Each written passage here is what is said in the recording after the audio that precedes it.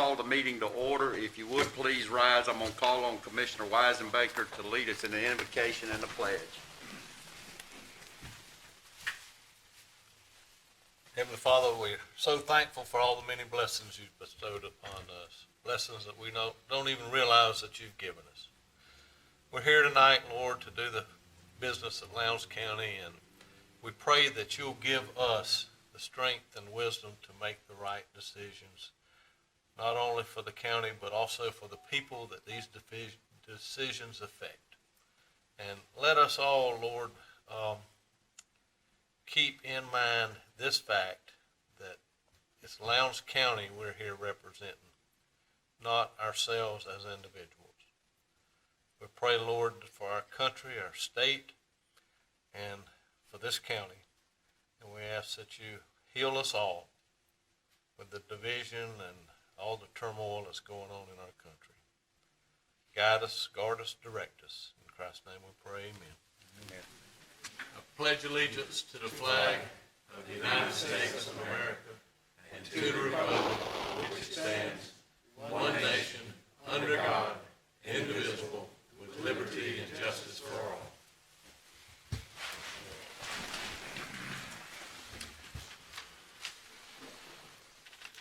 Thank you, Mr. Weisenbaker.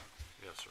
Our first agenda item is we have a proclamation recognizing National Cybersecurity Awareness Month. I'm going to call on Ms. Lovern, if she will, to please read that proclamation.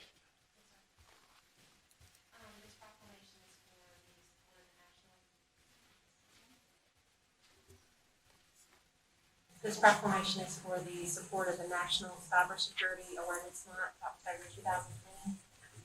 Whereas the Lowndes County Board of Commissioners recognizes that it has a vital role in identifying and protecting its citizens from and responding to cybersecurity threats that may have significant impacts on our individual and collective safety and privacy.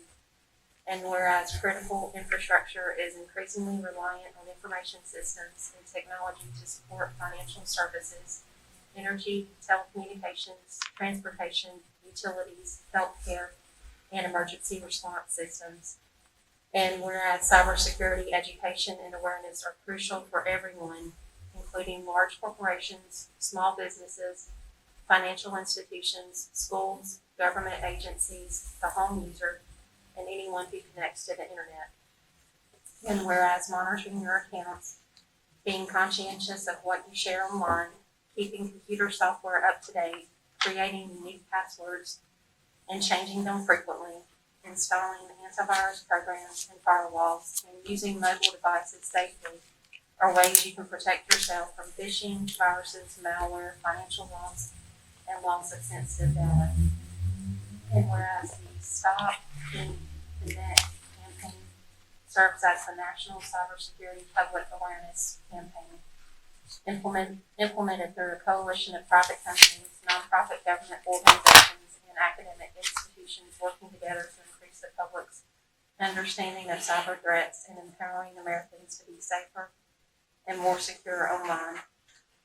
Whereas the National Institute of Standards and Technology Cybersecurity Workforce Framework is a free resource to help organizations, both large and small, public and private, to improve their cybersecurity practices through a practical approach to addressing the ever-evolving cybersecurity threats and challenges. And whereas maintaining the security of cyberspace is a shared responsibility in which each of us has a critical role to play, and awareness of computer security essentials will improve the security of Lowndes County's information, infrastructure, and economy. Now, therefore, I, Chairman Bill Slaughter, on behalf of the Lowndes County Board of Commissioners, do hereby proclaim that the Lowndes County Board of Commissioners is officially supporting National Cybersecurity Awareness Month 2020. Okay. Thank you, Ms. Lovern. This is, cybersecurity has become an issue with everybody, especially local governments. I mean, it's an issue in any business, in any industry, but for local governments, it has become a real problem in some communities. We've had communities, even in the state of Georgia, that their systems have basically been hacked into and been held hostage, and they have had to pay thousands and millions of dollars to be able to get back into their own system. So that security issue is very, very serious. Our IT department does a great job on looking after those issues, making sure that we have a secure system, not only to protect the county system, but as well to protect you and your access into that system. So a lot of these things are extremely important in the work that they do. So we appreciate everything that y'all do. Y'all do a fantastic job for us. Do you want to get the pictures now or after? Do it after? Okay. All right, our next agenda item, Commissioners, inside your package, you'll find your minutes from the work session of September the 21st and your regular session minutes of September the 22nd. If there are no additions, deletions, or corrections, I'll entertain a motion to approve the minutes. Motion to approve. We have a motion to approve. Do we have a second? Second. Do I have a second? Any discussion on the motion? Hearing none, we'll call the vote. All in favor signify by aye. Aye. Any opposed? Hearing none, the motion carries. Minutes are approved. We'll now move into the public hearing portion of our meeting, and our first item, agenda item 6A, is an addition to the basic decorative street lighting district in Coventry Villas subdivision. Mr. Dillard? Thank you, Mr. Chairman. A petition to add 38 lots of Coventry Villas subdivision into the county's basic decorative street lighting district is before you. Staff has verified that the petition is ready for your consideration, and attached is an amendment to the current street lighting ordinance for your consideration should you approve the acceptance of the lots. Okay, Commissioner, do you have any questions for Mr. Dillard? Hearing none, then we'll move into the public hearing portion of the meeting, and I'd like to say we offer each side 10 minutes on whether you are in opposition or whether you are in favor of it. So first off, I'll open it up. Is there anyone that's in opposition to this request? In opposition? Please come forward and state your name and address for the record, please. Hello, everyone. My name is Carolyn Williams, and I'm the property owner. What, at Ms. 71 Williams, I think you're on the wrong agenda item. We're on 6A, which is the decorative street lighting district. Okay? Is there anyone here that's in opposition to agenda item 6A, is the addition to the basic decorative street lighting district in Coventry Villas subdivision? You in opposition to it? Please come forward and state your name and address for the record, please.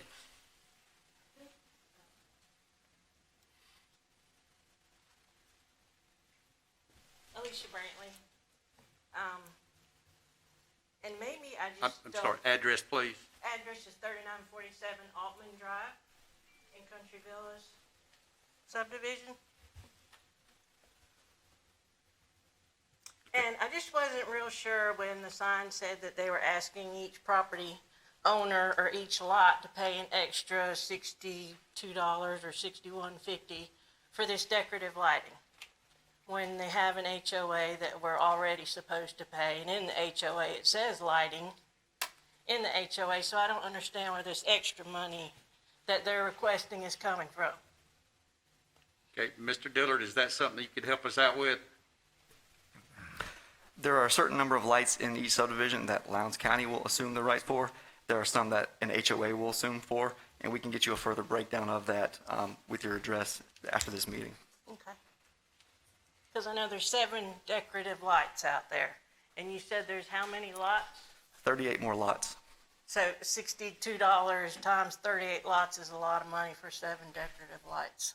Yes, ma'am. Well, it does include the lighting fixture itself as well as the electricity to burn the lights. But in a county neighborhood, you don't have to pay for street lighting. Don't think that's correct. It's not on, it doesn't go to anyone's house unless you have it on your own personal property, you pay for it. But in a neighborhood, the street lights are public. No, ma'am. That's the reason we have the street lighting district in a subdivision. They make the choice of whether they want the street lighting. There's 2 types of lighting that they can get, basically, as far as the light itself. But we do go through this process, and the subdivision is the one that makes the decision of whether they want the lighting in there or not, because, again, they do have to cover that cost. So is it up to the contractor to provide the lighting either or? Is that who provides the lighting out there, the contractor who's building this subdivision? I am not really sure about that as far as how that infrastructure is initially put in. Mr. Fletcher might be able to help us with that. Oh, that's not Mr. Fletcher behind the mat. I'm sorry. Chairman Slaughter, it can be either or. Sometimes it's handled during the initial phase by the developer. Then sometimes it's handled through a petition process after the fact by the residents in the neighborhood that would like additional lighting, and it's normally for security purposes. But the power provider decides where the lights go, and they're placed in the right of way. So it's not something that residents have a choice on exactly on what lot or between which lot the lights are installed. Okay, Okay, they give you your answer. yes, kind of. You're still in opposition. Well, I mean, we want lights. I just don't want to pay this money for them if they're already taking out money for the HOA. That just doesn't make sense to me. But this is all totally different from the HOA, and it might be something that needs to be discussed with the HOA on whether or not they pick up that expense or not and add it into what you already have. That's the question. We just had a request for the lighting to add the additional lights. And this is the process and the way we do it. Okay, and excuse my ignorance, because this is all new to me. But who makes the request for this? So in this instance, the request was made by the subdivision, and the county's policy requires that at least 2/3 of the owners in the subdivision sign in favor of. And then those signatures come in through our planning and zoning department, and all of those property owners and those addresses are verified. So there's 2/3 of these 38 lots have signed the petition to say that they would like this process to move forward.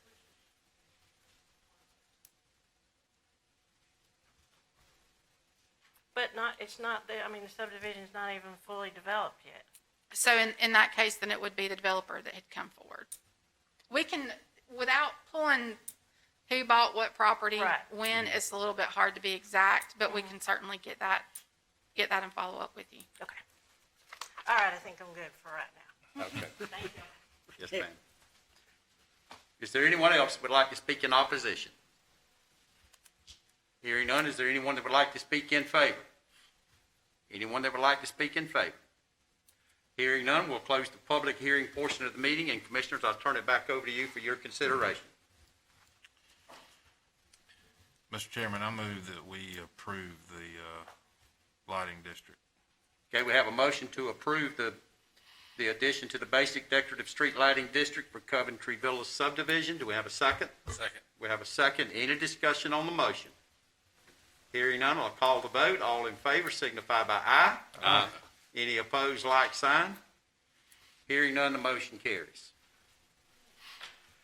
Agenda item 6B is a rezoning case. It's REZ 2020-13. It's for Ms. Carolyn Williams, 7141 Owsley Road. The request is EA to R1. It will have well and septic, and this involves 5.71 acres. Mr. Dillard? Thank you, Mr. Chairman. This is a request to go from EA, State Agricultural, to R1 Low Density. General motivation in this case is for the applicant to subdivide the property into 5 individual lots, and in order for the lots to remain in conformance with ULDC after division, a change in zoning would be necessary. Subject property is in the rural service area and agricultural character area and possesses road frontage on Owsley Road. Depicted here before you is an aerial overview of the 5.71 acres as they are. And now before you is the proposed subdivision of those 5 acres. All the lots, according to this, are in accordance with the current zoning, but as you will see, to go to 1 acre would require a rezoning. All the lots along the east side of Owsley Road were subdivided prior to the 1987 requirement of 5 acres for an EA zoning, as well as the current property in its 5-acre entirety. The Planning Commission heard this and recommended denial of the request, and the Technical Review Committee had no technical objections. Okay, any questions for Mr. Dillard? In regards to this petition we have, when did we receive this petition in? 2 minutes ago. I just received mine when you Me too, received yours. I just but I'm got not sure mine, when Staff now, received. that's why I was, This afternoon, right This before the afternoon. meeting, it was brought with the citizens meeting. okay. Okay.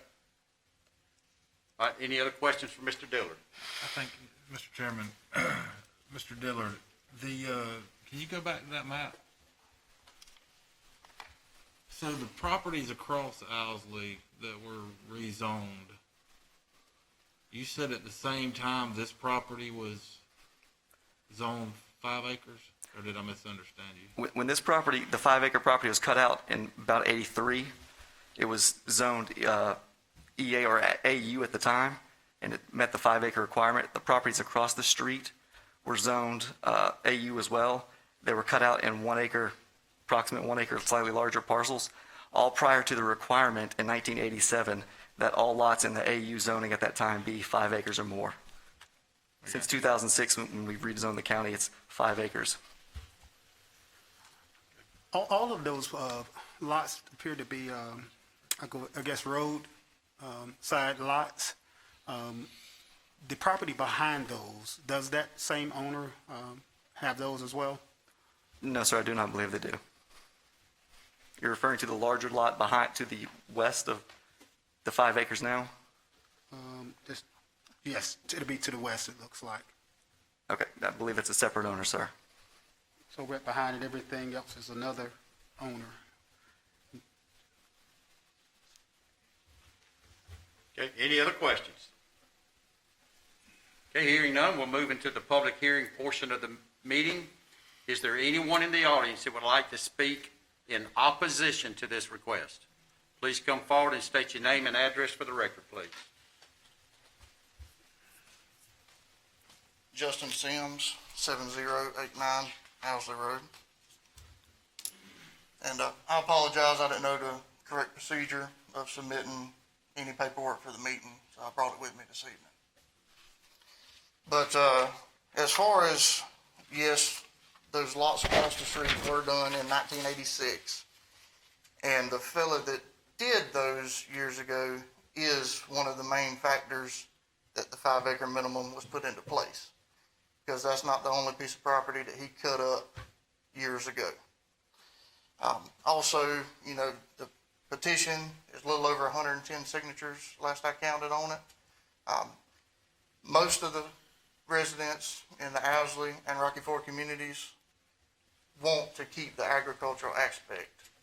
And to me, breaking it up into 5 1 acre lots does not. Another issue is just to the west and the north of this property is all one owner. His name is Mr. Downing. He's in the audience tonight. And he rents that land out to a farmer.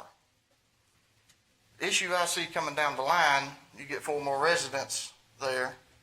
That's just more and more opportunity, you know, for people to possibly complain about farming operations. You know, there's no set hours for farming operations. I've heard in the past that other people have complained about chemicals that are used on crops. You know, then there's a possibility of spray drift for, you know, somebody may plant roses and he goes in and defoliates cotton, kills all the flowers. You know, in my mind, it's going to create more of a headache for the farmer later on down the road. And yes, those across the street are 1.25, but if you look at all of the properties surrounding it, even adjoining this, all the properties are a minimum of 100 acres, except for a few, which are about a half a mile down the road. Those are all 5 acres or, you know, 5 to 10 acres in between there, but all of them are a minimum of 5 acres of land. And, you know, to me, it just creates more traffic, more headaches. You know, I strongly urge you to deny this rezoning, please. Okay. Commissioners, any questions for Mr. Sims? Okay, thank you, Mr. Sims. Thank you. All right, is there anyone else who would like to speak in opposition? Please come forward and state your name and address for the record, please.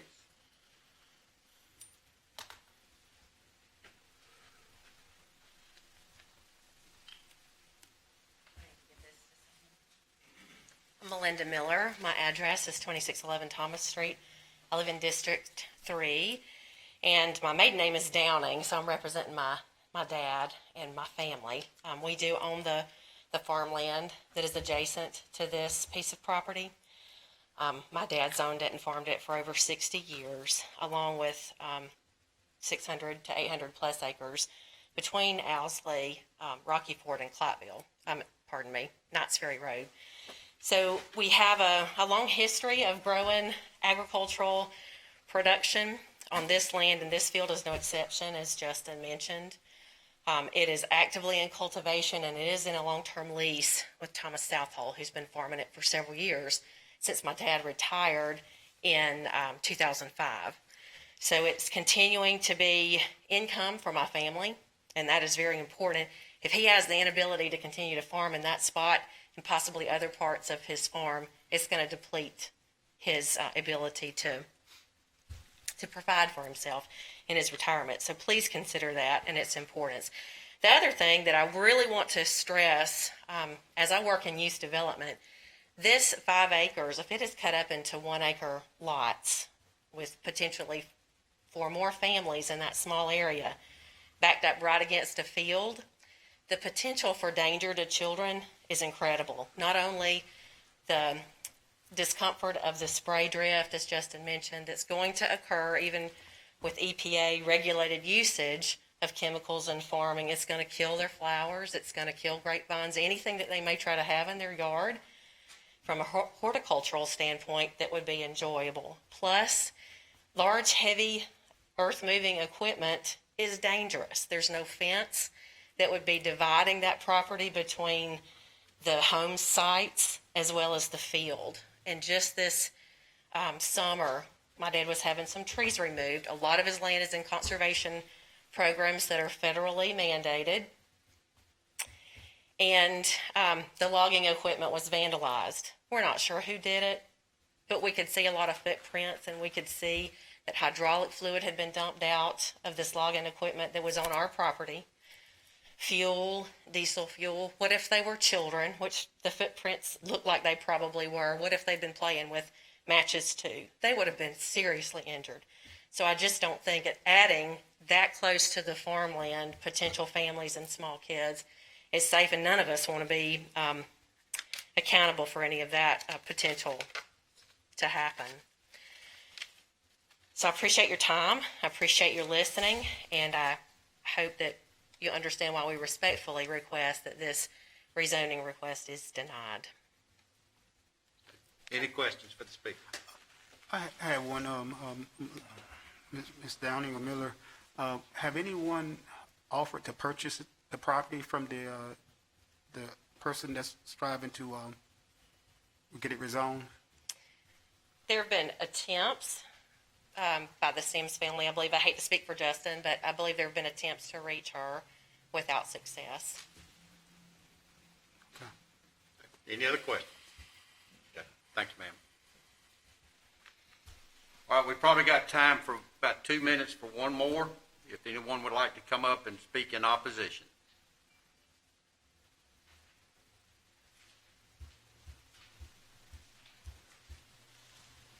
Don't mean to cut you short, sir, but we'll give you about 2 minutes left.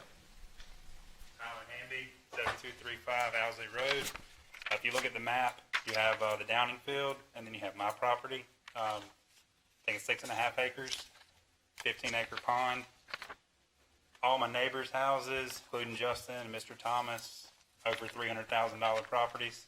I really don't want to see any more properties come in that are going to be lower in our values. And if this is approved, what would stop like me from dividing mine up, putting 3 more houses right there? So. Okay. Did we get the name and address first? Did I miss that? We have He said it. I said it. You got it there, okay. All right, thank you, sir. All right, thanks. All right, is there anyone in the audience, we'll close that portion of it. Is there anyone in the audience that would like to speak in favor of this request? Please come forward and state your name and address for the record, please. Good evening, everyone. My name is Carolyn Williams. Property address 7141 Owsley Road, Valdosta, Georgia. I am the owner of the property. The property is 5.7 acres. I have 6 children. And I wanted to cut the property up to give to each one of my children. When you have siblings, they like to fight about who owned this and who owned that, who has this side, who owns that side. That's why I thought it would be a great idea to cut it up and to give each one of the children their own piece of property so there will be no squabbling over it. The children, they all live and they're all doing well. They don't plan to come to live to Georgia no time soon. When I'm dead and gone, maybe they'll sell it, but I don't think they're going to come and live here. But I want to have it cut up just in case so they wouldn't be squabbling over the land. The Downies, they have hundreds of acres. I don't see why 5 acres should matter to them. As she said, their farmland is right next to my property. They use maybe a quarter of the acre to do their farmland on. I never said nothing at one time to them about this here.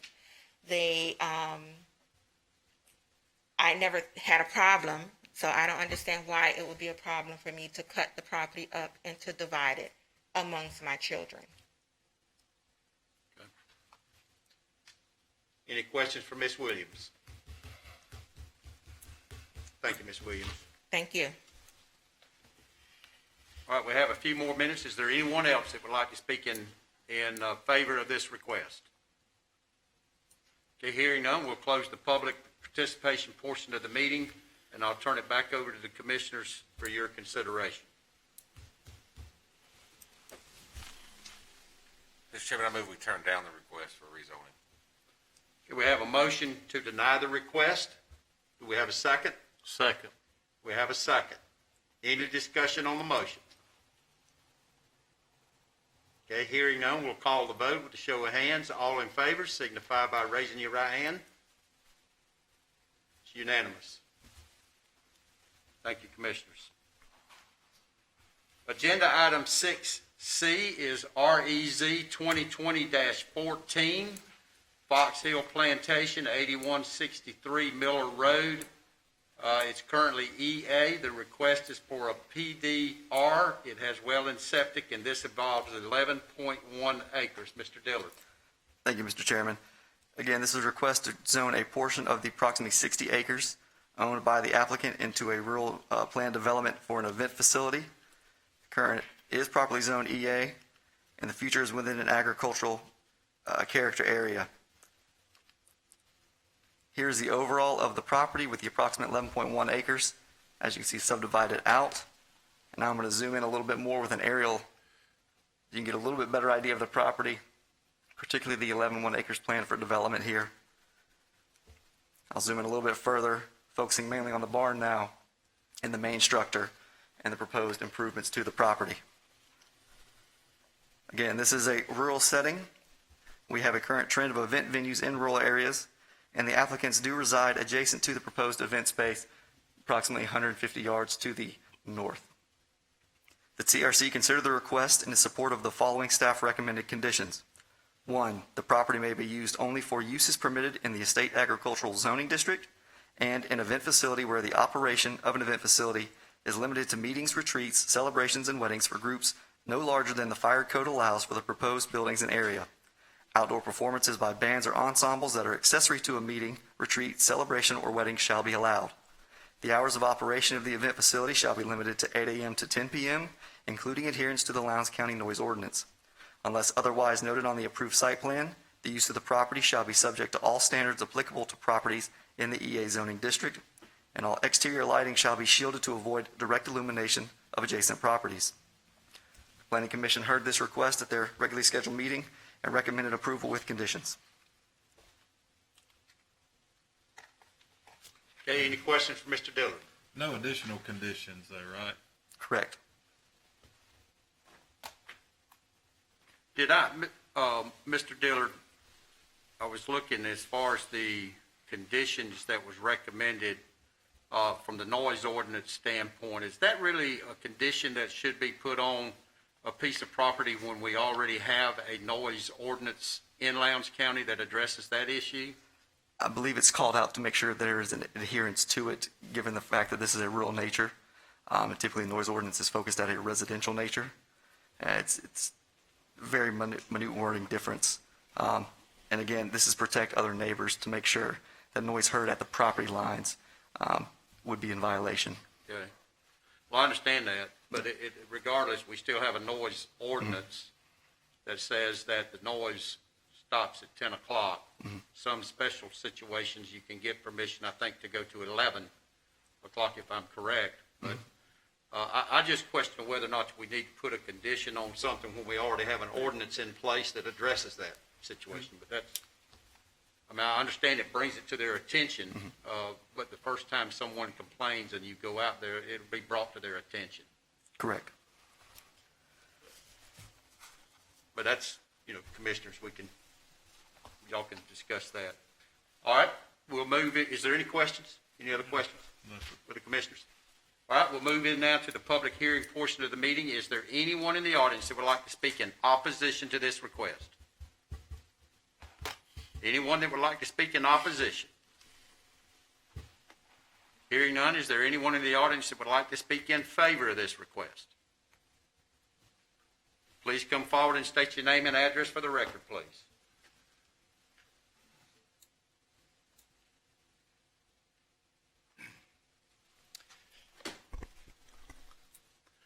I'm Michael Deloach, 8163 Miller Road.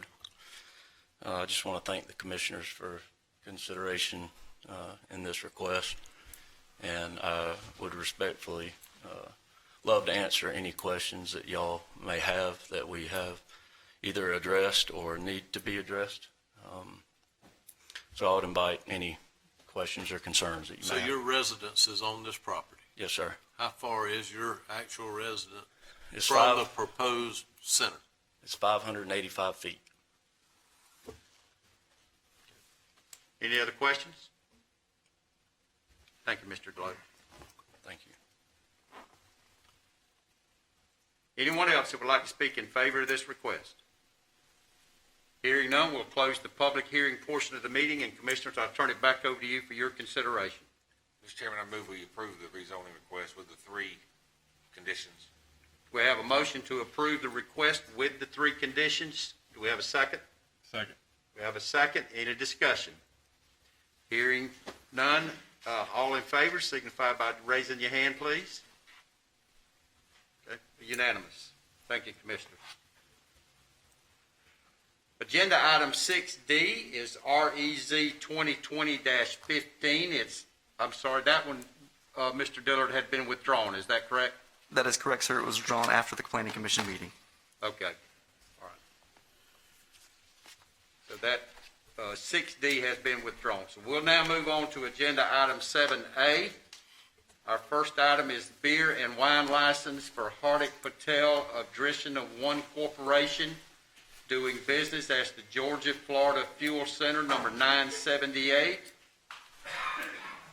located at 7215 Lakes Boulevard in Lake Park. Ms. Black, let's just give them just a minute to exit out, please.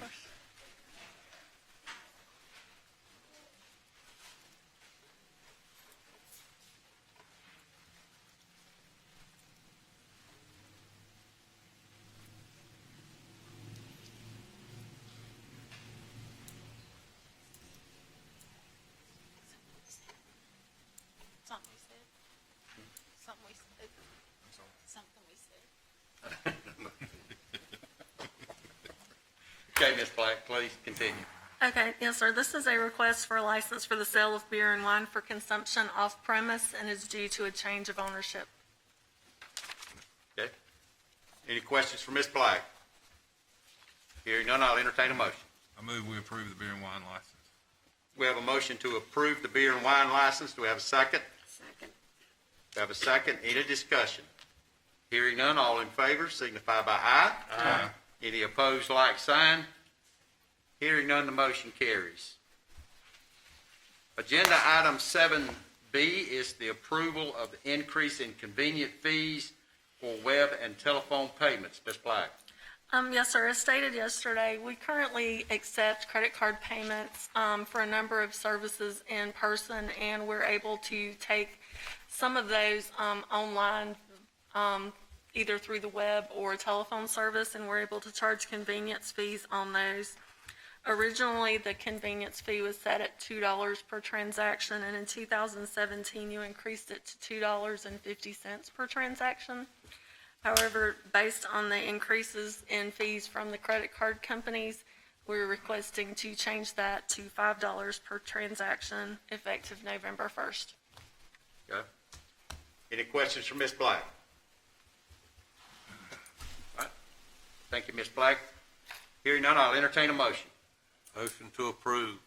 We have a motion to approve. Do we have a second? Second. We have a second. Any discussion? Hearing none, all in favor signify by aye. Aye. Any opposed, like sign. Aye. We have one in opposition. Motion carries. Agenda item 7C is the 2021 LMIG resurfacing grant application. Mr. McLeod. Yes, sir. Lowndes County will receive an LMIG grant for 2021. The Lowndes County Engineering Department will use these funds to resurface county-maintained roads. Due to Lowndes County having a T-SPLOST, our match will be 10%. Attached is the proposed project list and grant application. Okay. Any questions for Mr. McLeod? Thank you, Mr. McLeod. Hearing none, Commissioners, I'll entertain a motion. Motion to approve the project list and authorize the chairman to sign the application. We have a motion to approve the project list and authorize the chairman to sign the application. Do we have a second? Any discussion? All in favor signify by aye. Aye. Any opposed, like sign. Hearing none, the motion carries. Agenda item 7D is the abandonment of Arthurman Lane. Mr. McLeod. Yes, sir. The county has received a request to abandon Arthurman Lane, the length of being approximately 0.06 miles long and also depicted on the attached drawing. Georgia statute requires an initial determination that the section of the county road system has for any reason ceased to be used by the public to the extent that no substantial public purpose is served by it or that its removal from the county road system is otherwise in the best public interest. If the board makes either or both of these determinations with respect to the above referenced Arthurman Lane, the statute provides for notice to adjoining property owners, notice to the public by newspaper publication, and a public hearing. After the public hearing, the board may declare that section of the county road system abandoned. Okay. Any questions for Mr. McLeod? Thank you, Mr. McLeod. Yes, sir. Commissioners, I'll entertain a motion. I move that this section of the county road has ceased to be used by the public to the extent that no substantial public purpose is served by it. Okay, we have a motion that this portion of Arthurman Lane, and the section of the county road system has for any reason ceased to be used by the public to the extent that no substantial public purpose is served by it. We have a second. Second. We have a second. Any discussion? Hearing none, all in favor signify by aye. Aye. Any opposed, like sign. Hearing none, the motion carries. Agenda item 7E is the Nelson Hill Lift Station pump upgrade. Mr. Stoughton. Yes, sir. Due to growth on Valdale Road, the pumps at the Nelson Hill Lift Station will have to be upgraded to handle the additional flow. After consulting with Level Associates and Xylem, the current pumps are 7.5 horsepower. They will need to be replaced with 25 horsepower pumps. Xylem has given us a quote for $42,067.69 to provide the two pumps. Staff recommends approval to purchase the pumps from Xylem for $42,067.69. Okay, any questions for Mr. Stoughton? Hearing none, I'll entertain a motion. Motion to approve. We have a motion to approve. Do we have a second? Second. We have a second. Any discussion? Hearing none, all in favor signify by aye. Aye. Any opposed, like sign. Hearing none, the motion carries. Agenda item 7F is the 2020 Addressing Victimization Within the Juvenile Justice System Grant Application. Ms. Dukes? Yes, sir, Mr. Chairman. The county has been made aware that there's nearly $100,000 in grant funds that are available to assist juveniles that are moving through the juvenile court system if they have been exposed to trauma or have other mental health issues, and that's a part of how they landed in the juvenile court. So with your permission, we'll move forward with the grant application, and we do have the permission of Judge Council to move forward on his behalf. Any questions for Ms. Dukes? Hearing none, I'll entertain a motion. Motion to approve the grant. We have a motion to approve the grant. Do we have a second? Second. We have a second. Any discussion? Hearing none, all in favor signify by aye. Aye. Any opposed, like sign. Hearing none, the motion carries. Agenda item 8, County Manager Report. Ms. Dukes? Yes, sir, Mr. Chairman. I want to thank Stephanie Black for her efforts for quite some time now. We've not been able to accept credit card payments at animal control. This was due to chargebacks. So we may have your pet impounded and people would go down and pay the money to reclaim their pet. We would give them their pet back and then they would call their credit card company and dispute the charges, which was having a negative impact on revenue. So with the success of the system that we were able to put in with probation, and the company taking responsibility for those chargebacks, Ms. Black worked really hard to get that into animal control. So as of this past Friday, we were able to accept credit card payments at animal control, which is a huge convenience and also helps the adoption process. Also, we've gotten the actual cost estimate in on the repair for the Old Quitman Road Bridge. That's come in around $15,000. The county engineer has forwarded that recommended repair to GDOT. As soon as we have their approval, we will follow up with a conversation on their partnership as it relates to funding. Then we'll be able to move forward with that. So it's significantly less than the initial $50,000 that we thought. Lowndes County Fire Rescue's Fire Prevention Month video is available now online. I'm also excited to report to you that in the past few weeks we have picked up 6 new volunteers. So I think that the community is starting to see the investment that you all have put into the fire department, and we'll continue to move forward there. And our final report, other than the river cleanup being a huge success, which many of you were a part of, this afternoon we received notification that Judge Council has indeed signed the letter for CASA to move forward, so that has been forwarded to the state. Congratulations, Commissioner Evans. We appreciate you keeping us moving forward on that. So National CASA will be notified, and we're off to the races. Great. Good report. Thank you. Any questions? Okay, we have, I believe we have one citizen wishing to be heard. Mr. Johnny W. Goss. Please come forward and again state your name and your address for the record, please. Welcome, Mr. Goss. Good afternoon. Good afternoon. I'm Johnny Goss, my wife Barbara Goss, and we live at 2356 Corey Drive. And I have some pictures on some of the concerns I have, if y'all want to look at them. If you would hand those to the Miss Laverne on the end down there, then she will distribute the pictures. Thank you, sir. Well, the first concern I have is about my property. When we bought our property, it had lowland, wetland. And Dr. Naya, when he was going to sell it to me, said you can't build on it. Only thing you probably can do is plant a garden. But evidently, the next property over, they got permission to build a house. And when they built the house, they started adding dirt in there.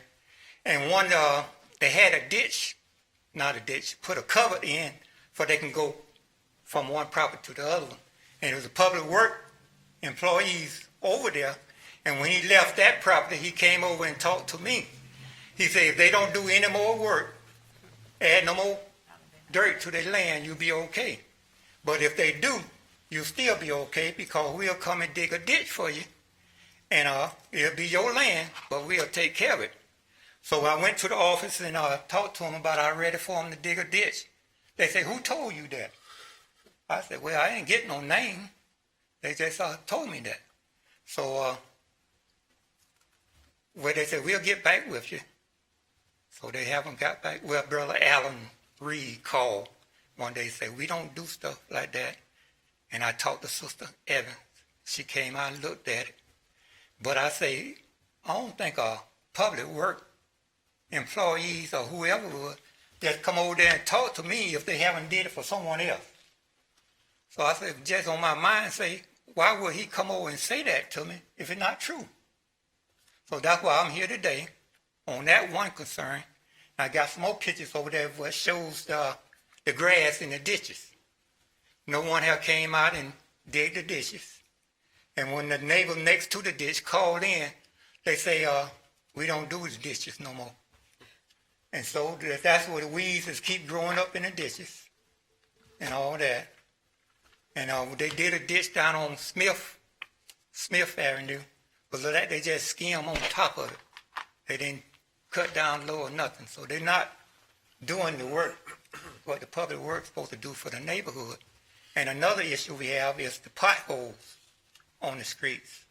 They're getting more and more potholes in the streets, and they're not doing anything for the pothole. I seen that y'all did a grant for resurfacing the road. I hope we was in the mix when resurface out because it needed bad. It's worse than the cities up north with all the potholes being there, so it's just the same way here over on Smith. But if you know, it's just the different concerns I have about the water in my yard. I have bought 9 loads of dirt, try to help the issue. So it's helping a little. But I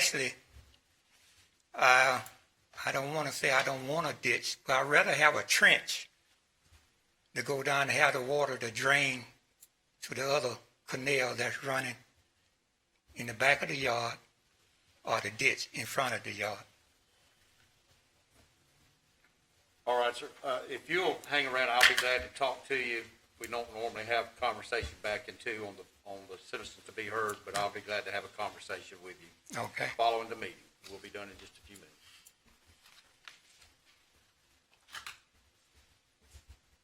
Okay, that was the only citizen we had to be heard. So commissioners, any other business? Hearing none, I'll entertain a motion to adjourn. Motion to adjourn.